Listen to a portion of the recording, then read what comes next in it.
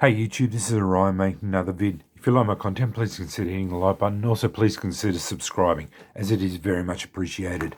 I just wanted to make an update video on my latest striker. I ended up making a trifold leather wallet for it, and here it is. I also made up another wallet for it. This wallet goes inside there, and I have a Tinder Bundle as well, which I'll show. It all goes together, and basically this is the entire kit for it. So the Trifold wallet is just a simple, very simple wallet. It's just a single piece of leather stitched on each side and held by a leather thong. The steel fits inside. I've got a piece of amadou that you just wrap around the steel. This amadou apparently lasts basically indefinitely, so very good for wrapping stuff up. I just slip it in there, put there, and then just wrap it up and put a simple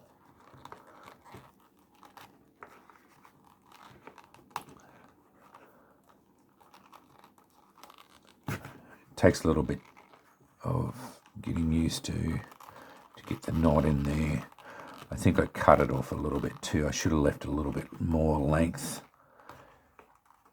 in there. But that's how it all sorts out.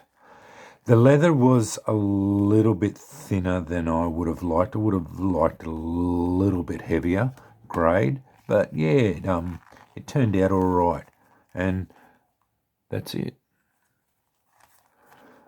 So, and then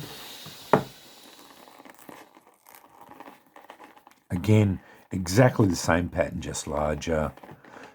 Same cord, and then that goes in there, same deal, wrap that up. That's a magnifying glass. I think I'm going to make a leather pouch for it as well, because I want to include that in there as well. So because I wanted a magnifying glass in it, and this has my striker with some amadou in it, one of my rope lighters, love them, really good piece of kit. Don't buy them from China, because with the way it is at the moment, it takes months for them to get over here. One of my tonteldoos, with the sparker on it. I include them in many of my kits now. I've made up a heap of them. And my 1700s brass tinderbox. I am sorting out for punkwood. I don't get out in the bush much anymore, so basically I'm having very much a lot of trouble trying to source punkwood tinder. So I've put on Australian Blade forums about swapping. I've got a heap of fat wood, and I'm going to try and swap some fat wood for some punk wood, I think, which is a reasonable swap for the moment. That magnifying glass goes in there very well, so that's an easy fix for the moment.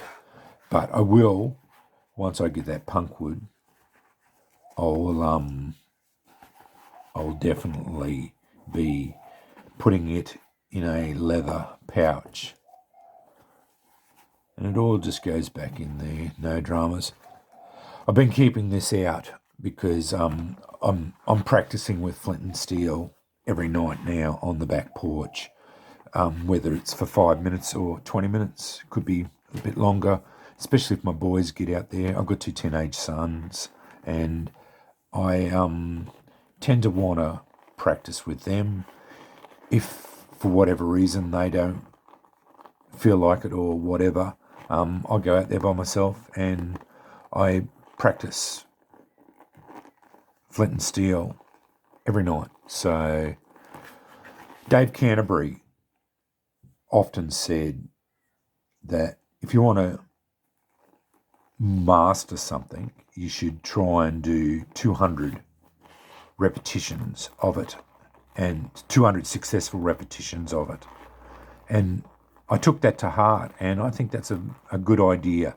So I've basically, over the last several months, easily done 200 fires. Not necessarily built fires, 200 fires of flint and steel, but I've done 200 of jute twine birds' nests burst into flames. So, and I know how to lay a fire now, and so I think I'm getting there. So, yeah. Anyway, this is the Tinder Bundle that I've made up. That's a generic Altoids tin full of char cloth, just with a Ranger band. You can punch a hole. You don't really need to punch holes in them anyway because they've got gaps around it. So you can make more char cloth up. And I put a heap of jute in a heavy-duty Ziploc bag. Make birds' nests out of that if you're struggling to find natural tinder. And then at the bottom, 2 flints. So that's my jute. That's my Tinder Bundle. Then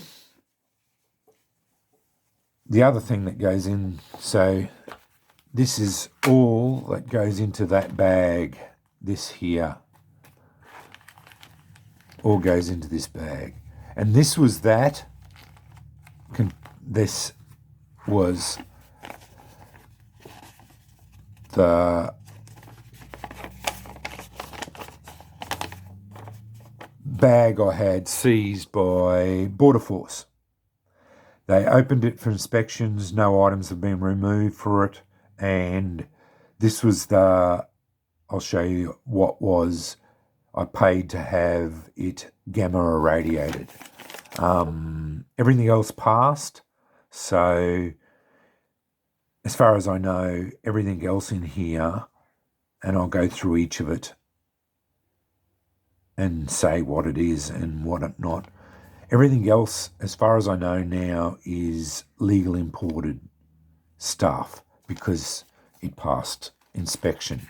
So the only stuff they had trouble with was the chaga, which is a tinder, a mushroom, fungus. Anyway, Mark from BeaverBushcraft asked me for permission to post a video that I had done on my BeaverBushcraft strikers, and I said yes, no dramas, not a problem. Well, anyway, he said for that he would send me they have a Tinder box sampler pack of all their types of different tinders and that. He said, "Oh, look, I'll send you this as a thank you for allowing me to post up these videos."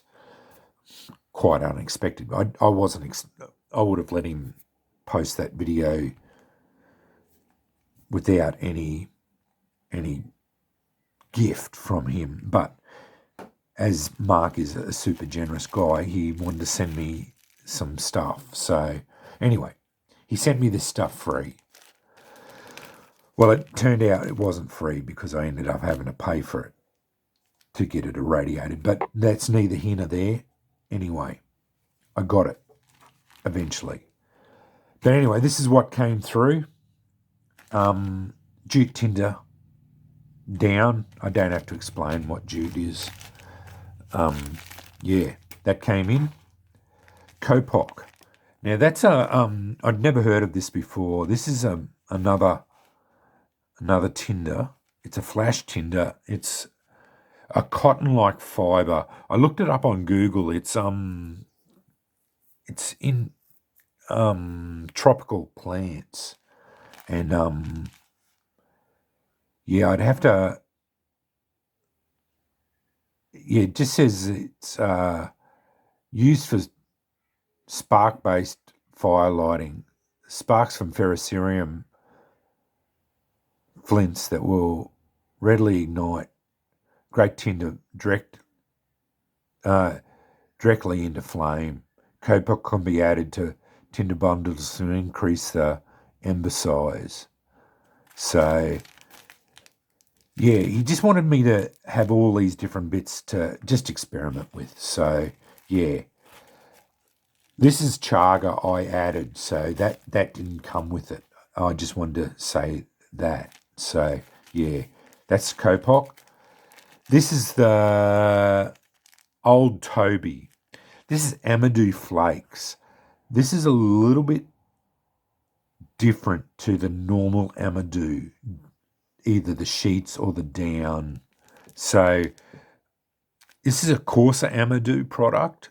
It's a little bit more difficult to get to take a spark. It's mainly used for solar ignition, and it seems to burn a little bit hotter. I haven't experimented anything except for the irradiated chaga, and I'll talk about that in a second. So I'm going to experiment with all of it, but yeah, this is an interesting stuff. So yeah, I'm excited to try that. These are another one I've never heard of before. This is the Tinder tabs he makes up. They're called moxa tinder or mugwort. Again, don't know a lot about it. I'm going to have to do some more research. It's, I've got my glasses on, but it's still very small print. I won't even try to say what it is. There is the Latin name there. But apparently it is a plant-derived tinder that once you get it going, it burns slowly, gives off a nice aroma. Yeah, another tinder that is just for use with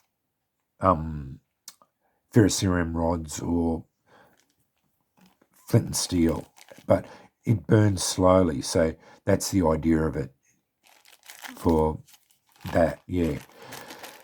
I'll do that last. This is the Tinder Punk, which is mugwort, but just processed down into a down. So again, don't know a lot about it. Going to have to do more research and going to try it out. So yeah, interesting stuff again. This is the trouble that I had for Border Force. They didn't like this chaga that came in. There was 10 grams of it when it came in, and after it was gamma irradiated, I got 3 grams of it back. So I lost just on 7 grams of it through the process. Yeah, don't know what to say about that. I don't know why it was 7 grams of it was destroyed in the process. I tried using a flint and steel to get it to take a spark. Was unsuccessful. Never been very successful getting a flint and steel to take it, but that's not unusual. I haven't been able to play around with it very much. But I did take it out yesterday in full sunlight and used my magnifying glass and got it to ember up in about a second. So it burned really well, embered really well, and turned into a nice hot ember. So it does work with solar ignition, not a problem. And down the bottom, I just added in one of my German wicks, slow matches, just just charred the end of it. And that's that tin. Once it all fits back into that tin really nicely. I added another bit of chaga in just to take up the room space, and it all fits back into that Tinder bundle really nicely. So that there is a very well sorted out kit. You basically you get those three like that goes inside there. If you grab that, throw that into your pack, you're pretty well sorted for fire. Like if you can't get that between the char cloth, you've got that and a multitude of different tinders and a slow match. But anyway, I wanted to show you that on camera, and I wanted to go through this with what I got from Mark. And I also wanted to thank him for sending me this, despite how it turned out through Border Force. That wasn't Mark's fault. It's just with the COVID-19, and they are being more diligent and a little bit more carrying on with it. Mark said in the 14 years he's been sending stuff to Australia, and he's sending stuff like this in those 14 years over to Australia, they've never had a problem with this sort of stuff coming over. It's all been processed. I don't think there's any fear of like contamination. There's no bugs or anything in it because it's all been boiled and processed and stuff. So it's not going, there's no seeds or anything in it, so you can't grow it or any of that sort of stuff. So there's no chance of it, like, there's nothing there's no chance of it spreading diseases or any of that sort of thing. So I don't know what Border Force is going on about with it, and you can't grow anything from it, and I don't think any bugs could come in through it or any of that sort of thing because it's highly processed stuff. So, and you're not eating it or anything like that because it's all tinder. So, but anyway, they are cracking down on it a little bit. So, yeah. But anyway, I just wanted to show you that it is all passed. I got it in and it's all good. And I wanted to show you my FS-1's new home and the pouch that I'd made up for it. It'll take me too long to get it all sorted out and put back in to there. But yeah, it does look very neat once that's in there, and basically it's just that and that together. So yeah, it'd fit in a cargo shorts pouch, but you'd probably throw it in a haversack and go from there. But anyway, I've rambled on for long enough. This is a bit of a longer video, but I wanted to show you that and do a little bit more on this stuff. Thanks for watching.